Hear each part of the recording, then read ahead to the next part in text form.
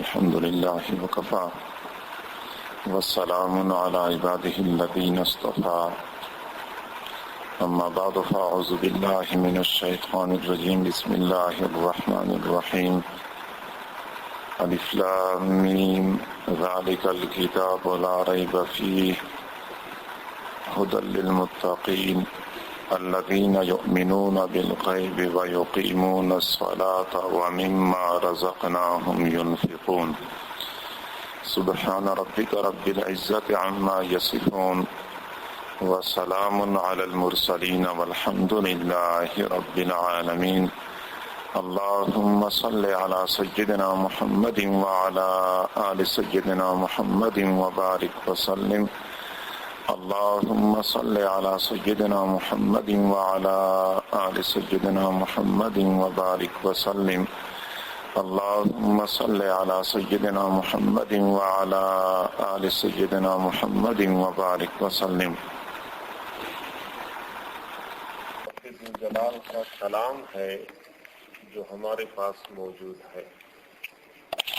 دولت ہے، دنیا کی کوئی دولت بھی اس کے برابر نہیں ہو سکتی.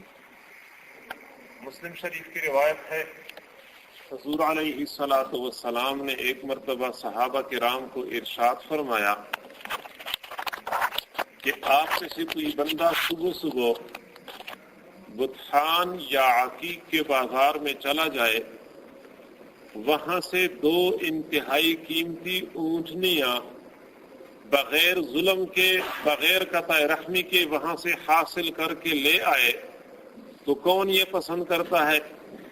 صحابہ کرام میں سے ہر ایک نے عرض کیا، اللہ کے نبی ہم سب پسند کرتے ہیں، صبح صبح ہم جائیں اور وہاں سے 2 اونٹنیاں حاصل کریں، نہ کسی کے اوپر ظلم نہ زیادتی. تب آپ علیہ الصلوۃ والسلام نے فرمایا کہ تم میں سے کوئی بندہ مسجد میں چلا جاتا ہے، قرآن پاک کی 2 آیتیں پڑھ لیتا ہے، یہ 2 آیتیں ان 2 اونٹنیوں کے حاصل کرنے سے بہتر ہیں.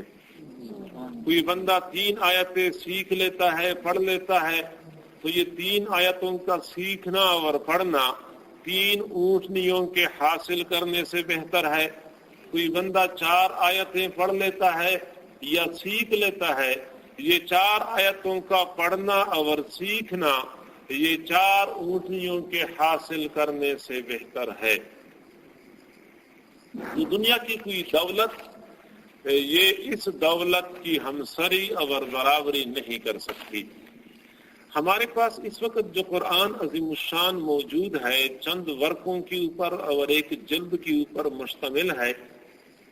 قرآن پاک جو حضور علیہ الصلوۃ والسلام کے اوپر نازل ہوا تو وہ اسی کیفیت میں نازل ہوا یا یہ چند مراحل سے گزر کے اس کیفیت پہ پہنچا ہے؟ ہم نے اس مجلس میں یہ بات سمجھنی ہے. ختم قرآن کی تقریب میں آپ حضرات کو کئی مرتبہ قرآن پاک کے فضائل اور قرآن پاک کی عظمت کے بارے میں بہت کچھ سننے کا موقع ملا ہوگا. میں نے اس وقت قرآن پاک کے فضائل کے بارے میں بات عرض نہیں کرنی، قرآن پاک کی عظمت کا بیان میں نے نہیں کرنا. یہ بات سمجھنے کے انداز میں آپ لوگوں کے سامنے پیش کرنی ہے کہ قرآن ہمارے پاس جو اس وقت موجود ہے یہ اسی طرح ہی سیدھا نازل ہوا یا پھر کچھ مراحل سے گزر کے اس کیفیت میں ہمیں مل گیا ہے. یہ بات ہم نے سمجھنی ہے اور یہ ضروری ہے. تو بات یاد رکھیں کہ پروردگار ذوالجلال نے انسانیت کے ہدایت کے لیے انبیاء کرام کا سلسلہ جاری فرمایا اور وقتاً فوقتاً پروردگار نے انبیاء کرام کو ہدایات کا ایک مجموعہ بھی عطا فرمایا. مختلف صحیفے بھیجے، تورات، انجیل، زبور اور قرآن، یہ کتابیں پروردگار ذوالجلال نے انسانیت کے نام بھیجی ہیں. اور یہ جتنے صحیفے یا جتنی بھی آسمانی کتابیں یہ نازل ہوتی تھی یہ وحی کے ذریعے سے نازل ہوتی تھی. وحی کسے کہتے ہیں؟ پروردگار ذوالجلال اپنا حکم نبی کو عطا فرمائے، نازل کر دے فرشتے کے ذریعے سے یا کسی اور طریقے سے، اس کو وحی کہتے ہیں. تو حضور علیہ الصلوۃ والسلام کے اوپر بھی یہ وحی نازل ہوتی تھی۔ یہ بات سمجھ لیں کہ قرآن پاک کا یہ 2 مرتبہ نازل ہوا۔ ایک مرتبہ تو یہ لوح محفوظ سے اس آسمان پہ بیت العزت نامی مقام پہ نازل ہوا۔ پروردگار ذوالجلال نے لوح محفوظ سے اس کو اتارا، اور یہ دنیا کا جو آسمان ہے یہاں پہ ایک مقام ہے بیت العزت، وہاں پہ یہ قرآن اتارا گیا، اور یہ دفعتاً واحدتاً سارا کے سارا قرآن اکٹھا اتارا گیا، اور پھر دوبارہ اس بیت العزت سے حضور علیہ الصلوۃ والسلام کے قلب مبارک پر تھوڑا تھوڑا کر کے نازل کیا گیا۔ اب حسن اتفاق یہ ہے کہ جب یہ لوح محفوظ سے بیت العزت پہ آیا اس وقت رمضان المبارک کا مہینہ تھا اور شب قدر تھی۔ انا انزلناہ فی لیلۃ القدر، ہم نے اس قرآن کو شب قدر میں نازل کیا ہے۔ اب یہاں ایک بات اور سمجھ لیں، علماء طلباء سمجھ سکتے ہیں کہ ایک ہے انزال اور ایک ہے تنزیل۔ انزال کا معنی ہوتا ہے اکٹھا نازل کرنا، اور تنزیل کا معنی ہوتا ہے تھوڑا تھوڑا کر کے نازل کرنا۔ قرآن پاک لوح محفوظ سے اس دنیا کے آسمان پہ اکٹھا اترا ہے، اور پھر اس آسمان سے حضور علیہ الصلوۃ والسلام کے صدر مبارک میں یہ تھوڑا تھوڑا کر کے نازل ہوا ہے۔ تو پروردگار ذوالجلال نے فرمایا انا انزلناہ فی لیلۃ القدر، ہم نے اس قرآن کو شب قدر میں نازل کیا ہے۔ اب چونکہ انزلناہ کا صیغہ استعمال کیا گیا ہے، اس سے معلوم ہوتا ہے کہ سارا اکٹھے نازل کیا گیا ہے، گویا کہ لوح محفوظ سے بیت العزت تک اتارا گیا ہے، اور پھر اس کے بعد تھوڑا تھوڑا کر کے نازل کیا گیا۔ لیکن یہ بھی حسن اتفاق کہ جب دوبارہ حضور علیہ الصلوۃ والسلام کی سینے پہ اس بیت العزت سے اترنا شروع ہوا تو وہ بھی رمضان المبارک کا مہینہ تھا اور شب قدر تھی۔ جیسا کہ آپ لوگوں کو پتہ ہے کہ آپ علیہ الصلوۃ والسلام غار حرا میں تھے، آپ اس وقت خلوت نشینی کی کیفیت میں تھے کہ حضرت جبرائیل علیہ السلام حاضر ہو گئے اور انہوں نے فرمایا اقرأ بسم ربک الذی خلق۔ تو وہ رمضان شریف کا مہینہ تھا۔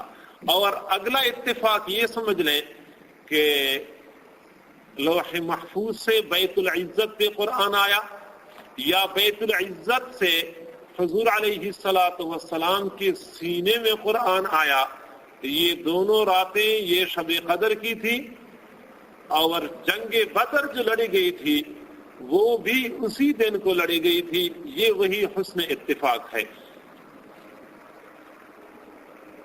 اور یہ بات سمجھ لیں کہ پھر حضور علیہ الصلوۃ والسلام کے اوپر سب سے پہلے جو آیت نازل ہو گئی وہ تھی اقرأ بسم ربک الذی خلق۔ اقرأ کا معنی ہے پڑھو۔ پروردگار ذوالجلال نے قرآن پاک کا سب سے پہلے حکم جو نازل فرمایا وہ پڑھنے کے متعلق ہے۔ بعض لوگ یہ شک اور شبہ ڈالتے ہیں لوگوں کے دلوں میں کہ جب تک قرآن کو سمجھا نہ جائے اس وقت تک اس کے پڑھنے کا کوئی فائدہ نہیں ہے۔ یہ طوطی کی طرح رٹنا اور طوطی کی طرح پڑھنا بغیر سمجھے، یہ امت کو اس نے ویسے ہی معوف کر دیا، اس کا کوئی فائدہ ہی نہیں ہے۔ پروردگار نے قرآن اس لیے نازل کیا ہے کہ اس کو سمجھا جائے۔ ٹھیک ہے، ہم مانتے ہیں قرآن کا سمجھنا مستقل ایک عبادت ہے، لیکن قرآن کا پڑھنا بھی اجر اور فضیلت اور فائدے سے خالی نہیں ہے۔ پروردگار ذوالجلال کے اس قرآن کا اگر صرف مقصد سمجھنا ہی ہوتا تو پھر پہلا حکم جو نازل ہوتا تو وہ یہ ہوتا کہ اعلم، جان لو، افہم، سمجھ لو۔ نہیں، پروردگار ذوالجلال نے فرمایا کہ اقرا، پڑھ لو، یعنی سب سے پہلا حکم پڑھنے کے متعلق ہے۔ معلوم ہوتا ہے کہ قرآن کا پڑھنا مستقل ایک مقصودی عمل ہے، یہ غیر مقصودی کام نہیں ہے۔ اور دوسری بات یہ سمجھ لیں کہ حضور علیہ الصلوۃ والسلام نے جہاں قرآن پاک کے پڑھنے کے فضائل بیان فرمائے تو پھر یہ فرمایا کہ ایک حرف کے بدلے 10 نیکیاں ملتی ہیں، ایک حرف کے بدلے 10 نیکیاں ملتی ہیں۔ پھر بات سمجھانے کے لیے جو آپ علیہ الصلوۃ والسلام نے مثال بتائی وہ الف لام میم کی بتائی. فرمایا کہ الف لام میم یہ 3 حروف ہیں. الف الگ حرف ہے، اس پہ 10 نیکیاں ملتی ہیں. لام الگ حرف ہے اور میم الگ حرف ہے. اب امت میں سے کوئی بندہ الف لام میم کا معنی تو سمجھتا نہیں ہے، لیکن پھر بھی ان 3 حرفوں کے پڑھنے پہ 30 نیکیاں ملتی ہیں. معلوم ہوتا ہے کہ کوئی بندہ قرآن سمجھ کے پڑھتا ہے